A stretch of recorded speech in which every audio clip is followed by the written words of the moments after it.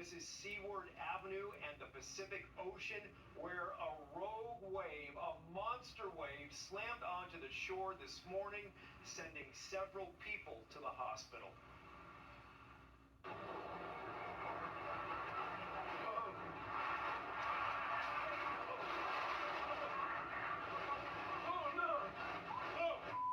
No one expected this. A massive rogue wave slams onto the Ventura coastline, Pierpont Beach to be exact, around 11 a.m. Thursday morning. The explosive, rushing water quickly washes away cars and people and smashes through windows of beachfront buildings and hotels.